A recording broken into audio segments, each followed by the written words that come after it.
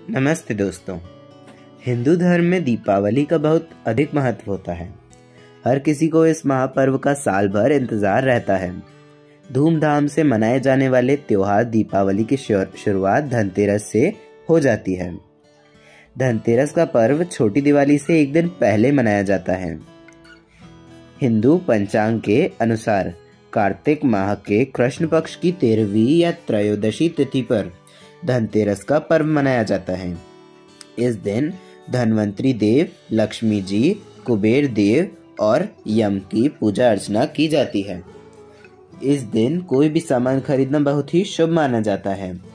धार्मिक मान्यता के अनुसार इस दिन खरीदी गई चल अचल संपत्ति में 13 गुना वृद्धि होती है। यही वजह है कि लोग इस दिन बर्तनों की खरीदारी के अलावा सोने चांदी की चीजें भी खरीदते हैं। इस बार धनतेरस 22 अक्टूबर को है। इस दिन कुछ ना कुछ खरीदने की तो परंपरा है ही, लेकिन क्या आप जानते हैं इस दिन इस परंपरा के अलावा एक और परंपरा यानी कि यमराज को दीपदान करने का भी निर्वहन किया जाता है। पुराणों के अनुसार धनतेरस के दिन ऐसा करने से अकाल मृत्यु का भय खत्म हो जाता है। पूरे वर्ष में एकमात्र यही वह दिन है जब मृत्यु के देवता यमराज की पूजा दीपदान करके की जाती है। हालांकि कुछ लोग नरक चतुर्दशी यानी कि छोटी दिवाली के दिन भी दीपदान करते हैं। स्कंद पुराण में धनतेरस को लेकर एक श्लोक मिलता है। इसके अनुसार कार्तिक मास के कृष्ण पक्ष की त्रयोदशी के दिन सायंकाल के समय घर के बाहर यमदेव के उद्देश्य से दीप रखने से अपमृत्यु का निवारण होता है। वहीं और भी पुराणों में ऐसा कहा गया है। पुराणों में वर्णित एक कथा के अनुसार एक समय यमराज ने अपने दूतों से पूछा कि क्या कभी तुम्हें प्राणियों के प्राण हरण करते समय किसी पर दया आई है? तो वे संकोच में पड़कर बोले, नहीं महाराज। यमराज ने उनसे दोबारा पूछा तो उन्होंने बताया कि एक बार एक ऐसी घटना घटी थी जिससे हमारा हृदय कांप उठा था।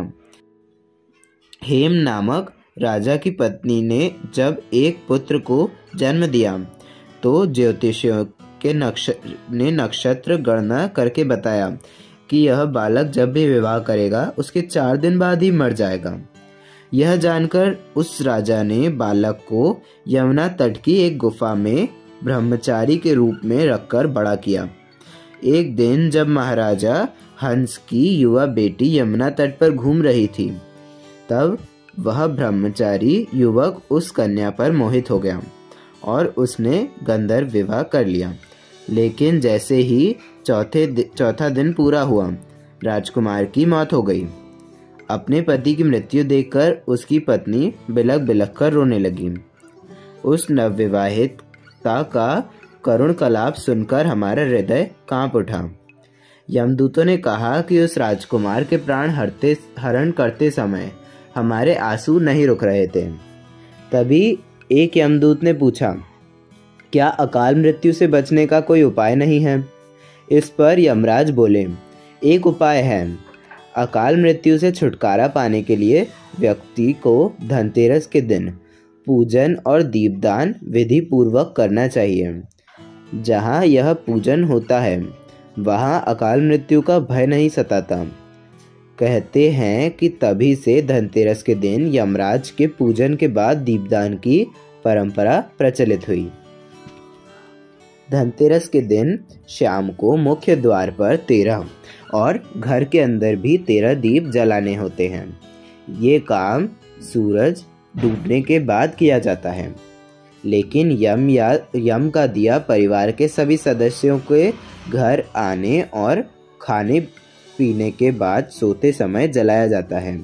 इस दीप को जलाने के लिए पुराने दीप का इस्तेमाल करें। उसमें सरसों का तेल डालें और रुई की बत्ती बनाएं। घर से दीप जलाकर लाएं और घर के बाहर उसे दक्षिण की ओर मुख कर नाली या कूड़े के ढेर के पास रख दें। साथ ही उस समय मृत्युना पाशहस्तेन कालेन भार्याया सह त्रयोदशाय दीपदानात् सूर्योजः प्रीतियामिति मंत्र का जाप करें और साथ में जल भी चढ़ाएं। इसके बाद बिना उस दीप को देखे ही घर के अंदर चले जाएं। अच्छा, फिर मिलेंगे ऐसे ही किसी और वीडियो में। तब तक के लिए चैनल को सब्सक्राइब करें।